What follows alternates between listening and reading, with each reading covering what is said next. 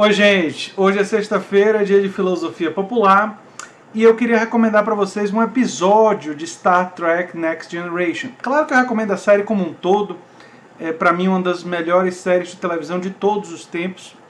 Mas esse episódio eu assisti recentemente e me fez pensar sobre várias coisas. Em inglês esse se chama Drumhead. Em português, se eu não me engano, é algo como a Inquisição. Inquisição faz sentido.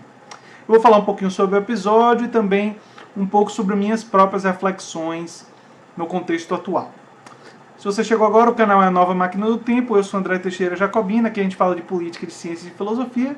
Tem uma sessão de diálogos que eu falo com especialistas, em breve ela vai ser atualizada.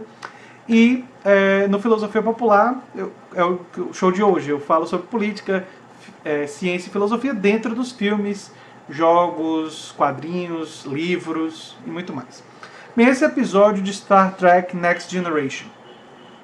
O episódio começa com uma trama em que um Klingon que está dentro da Enterprise é descoberto como um colaborador dos Romulanos, basicamente um espião. E essa descoberta leva a Federação a enviar uma investigadora, Sati, né, para ver se ele era o único envolvido ou se haviam outros nessa conspiração, nessa busca de espionagem dentro da Enterprise. E tudo começa muito inocentemente, digamos assim, ela gentil com o capitão, as coisas caminhando e tal, só que gradualmente ela vai começando a ficar obcecada por um rapaz que se descobre que, em vez dele ter pais vulcanos, o avô dele era romulano. E isso vai irritando cada vez mais o capitão, porque o capitão começa a perceber que uma investigação que começou com um certo grau de correção vai sendo colocada para ver a linhagem de uma pessoa que não necessariamente tem evidências. E isso lembra a todos a importância das evidências. Tem um determinado momento que ele cobra que tem que ter as evidências. E isso vale para Lula, como vale para a família Bolsonaro, como vale para qualquer um, né? Não importa o quanto a gente goste ou desgoste de uma figura ou um grupo político, as evidências são fundamentais. Só ali estava uma lição boa. Mas mais para o final do episódio, eu não vou dar todos os detalhes do episódio, não vou fazer todos os spoilers, eu quero que vocês assistam. Tem uma reflexão que ele faz que é muito interessante, que ele diz assim, que os vilões que vêm com bigodes retorcidos e com uma imagem assim, claramente de vilania, digamos assim, são fáceis de detectar. Mas aqueles que se revestem de bons feitos, como o caso da Sati, né, que era reconhecida como uma grande investigadora e tal, são muito mais difíceis de você perceber que o que eles querem fazer é nefasto. E eu fiquei pensando sobre isso porque na sociedade brasileira hoje a gente tem uma dissonância cognitiva muito grande em relação à família Bolsonaro e em relação a certos membros da família. O Jair Bolsonaro eu vou pegar como exemplo. Para uma pessoa como eu, que acompanha a política e tal, quando eu vi Jair Bolsonaro dizendo no Roda Viva que o livro de cabeceira dele era A Verdade Sufocada, do Ustra, e que o Ustra, né, Carlos Brilhante Ustra, era o ídolo dele, é como se, para um cara como eu, isso daí veio um sininho assim, veio, e disse, epa, temos aí uma evidência de que ele admira um torturador brutal. Quando teve o episódio da Val e ele disse que o crime dela foi cuidar dos cachorros, e ele não via aparentemente nenhum problema em usar dinheiro da verba de gabinete para pagar uma pessoa para cuidar dos cachorros dele, o sininho novamente balançou assim e veio dizendo, olha, ele claramente não liga para dinheiro público e a questão ética não é importante para esse homem. E o sininho teve vários outros momentos que ele tocou. Quando eu vi aquele vídeo antigo dele, dizendo que no Brasil só se resolve com a guerra civil, quando matar 30 mil, o sininho de novo estava acionado, ligado aqui, batendo bem forte, me avisando que se tratava de alguém que era um vilão. Um vilão desse ponto de vista, alguém que admira um torturador, alguém que não liga para a ética do dinheiro público, alguém que celebra a violência e celebra a morte dos seus oponentes políticos, que defende a morte dos seus oponentes políticos. Uma pessoa que não tem nada a ver com democracia e que claramente se utilizou da democracia para ascender ao poder. Só que, e aí é coisa interessante, para uma boa parte da população brasileira, essa mesma pessoa que, para mim, claramente exibia sinais que facilmente detectáveis da vilania, né, do que eu entendo como negativo, como ruim, como para muitas pessoas, essa mesma pessoa exibia sinais de heroísmo. Para muitos eles chamavam ele de mito. Estavam tratando, sendo que o mito é uma coisa meio engraçada, porque o mito claramente tem uma coisa falsificada, quer dizer, uma coisa mítica, não é verdadeira. Então chamar ele de mito é como dizer, nós adoramos ele por um heroísmo que ele não tem, porque é mítico, né? Acaba sendo bem engraçado o apelido mito por causa disso. Mas é interessante porque as pessoas viam nele nada do que eu estava vendo, né? Essas pessoas não têm as minhas lentes, lente no sentido interpretativo, né, de que cada um de nós tem uma lente com a qual utiliza para interpretar a realidade. E claramente as lentes dessas pessoas eram outras, e viam nele um herói conservador, queria preservar a família tradicional, queria extirpar o comunismo que nunca existiu no Brasil, mas enfim, nunca foi governo no Brasil, comunismo. O PT não é comunista, né?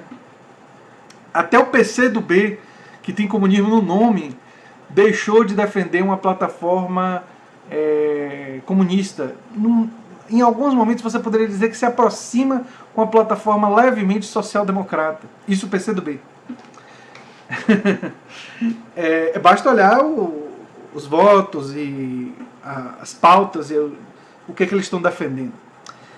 Mas enfim, é interessante isso, essa observação de Star Trek Next Generation nesse episódio de Drumhead, porque realmente faz a gente pensar. Faz a gente pensar que não só existem pessoas que são difíceis de ver, mas existem pessoas, e aí vai a minha observação para além do seriado, que são vistas de forma diferente por pessoas diferentes por causa dos diferentes valores. Quer dizer, por exemplo, para mim, o valor da democracia é gigantesco. Se aparece uma pessoa dizendo, tecendo elogios à ditadura militar, tecendo elogios a um torturador, e para mim acabou. Tipo, não tem mais conversa. Essa pessoa não defende valores democráticos e eu jamais apoiaria sob nenhuma circunstância. Mas isso é porque eu tenho valores democráticos como algo central da minha existência. Tem muitas outras pessoas que não têm esses valores como centrais.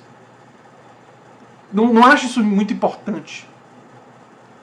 Que acha, por exemplo, que o fato dele ser cristão e o fato da esposa ser cristã e o discurso do cristianismo dentro do grupo deles, que entra em contradição com o discurso da violência, que entra em contradição com a questão da tortura, enfim. Mas acha esse discurso mais importante. E acha que ter alguém que exprima claramente esses valores é mais importante. E essas outras coisas que são importantes para mim, não são importantes para eles. A questão das verbas públicas e do caso da Val, eles se convencem de uma mentira. Né? Se convencem, não, ela estava de férias. Aí o pessoal voltou quando ela não estava de férias e ela estava vendendo açaí e as pessoas ignoram essas informações. Faz de conta que não é verdade.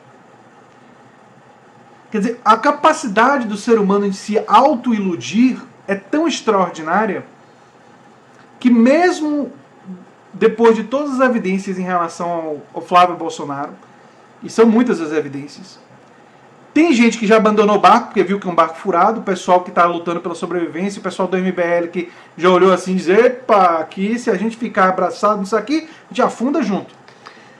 Mas tem na base muitas pessoas que não abandonaram o barco. Porque para eles a questão é uma questão de fé.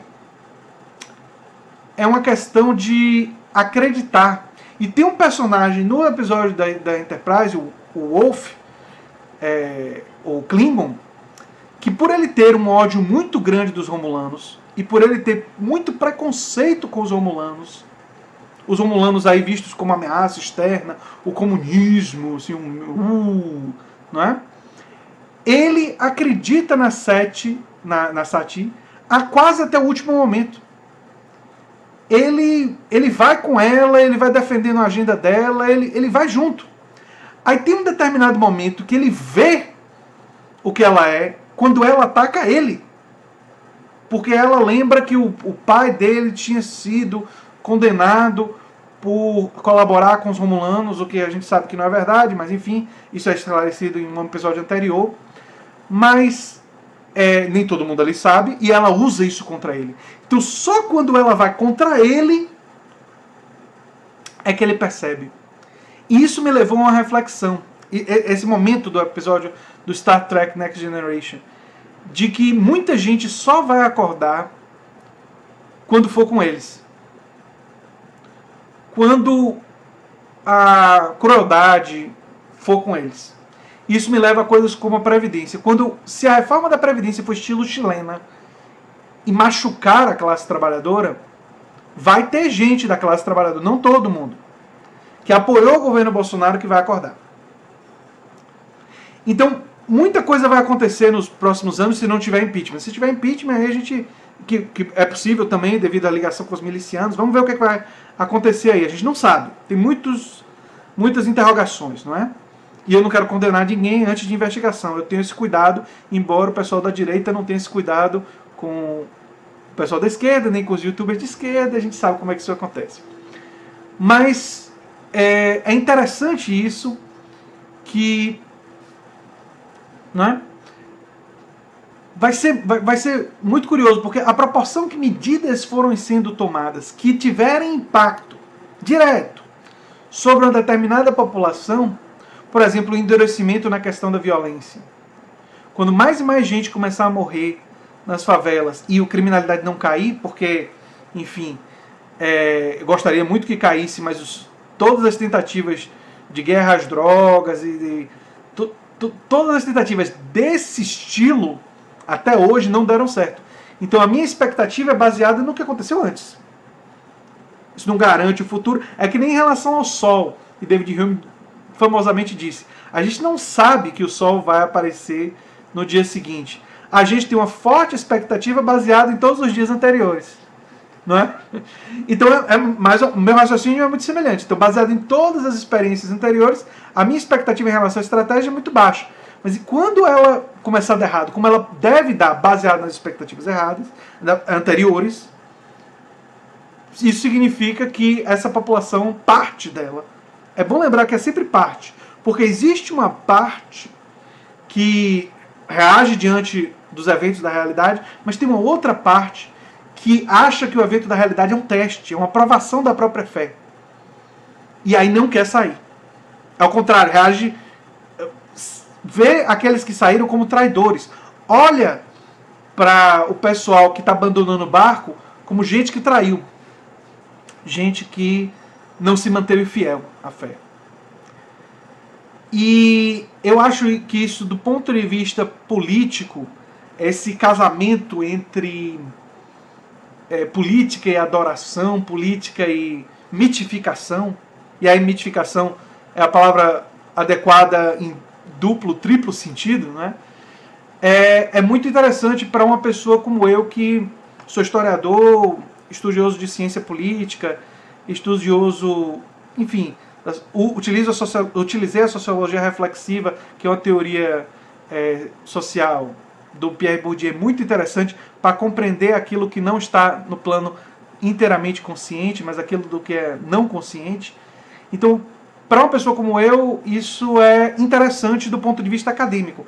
Mas do ponto de vista humano, me preocupa muito. Me preocupa muito do futuro do país, me preocupa muito consequências disso daí. desse afastamento entre a perspectiva científica, a perspectiva que leva em conta as evidências, os fatos, que sabe que nós somos seres emocionais, mas que faz um esforço na direção da objetividade. Que nunca acha que nós seremos neutros, nem imparciais, nem nenhuma dessas bobagens, mas que pensa, nós vamos fazer um esforço de tentar ser objetivos. E o Brasil político de hoje está cada vez mais afastado dessa perspectiva e mais movido por emoções e mexido pelas evidências. E as evidências fazem uma parte comemorar ou se sentir vingados, e outra parte é negar a realidade, é dizer que não há, dizer que não tem, dizer que não existe. Não é? Então isso é uma coisa extremamente curiosa, e que esse episódio me deixou pensativo, me deixou bastante reflexivo. E é por causa de episódios como esse, muitos outros, não é? Que eu recomendo fortemente Star Trek Next Generation, que está disponível no Netflix e está disponível em muitas outras fontes, aí vocês conseguem encontrar. E eu recomendo bastante que vocês assistam, porque é um seriado extraordinário, não é? E que deixa a gente assim, pensando sobre as coisas, bem reflexivos mesmo. Bem, gente, era isso que eu tinha para falar. Hoje eu tenho um vídeo muito importante para fazer amanhã sobre a questão da guerra interna da esquerda, que eu finalmente vou explicar uma coisa, e eu quero que vocês fiquem atentos para o vídeo de amanhã. Deve sair umas 7h30, 8 horas da noite, talvez um pouco mais tarde, que é um vídeo que eu estou preparando para explicar certas coisas para vocês. Espero que vocês fiquem atentos. Enfim, é isso aí. E em breve nós teremos mais novidades no canal. Se lembrando sempre que se você gosta do que eu faço, se lembra de inscrever no canal, dar um like, compartilhar e divulgar o canal, que é muito importante, tá certo? Espero finalmente semana que vem também ter tempo de lançar minha campanha no Apoia-se e estruturar essa coisa da contribuição financeira, que eu venho prometendo para vocês que eu vou fazer, que é do meu interesse, né? Porque, enfim, viabiliza mais o canal, mas que eu tenho, as últimas semanas, tão ocupado que acabei não fazendo ainda. Um abração, gente, e até o próximo vídeo. Tchau, tchau.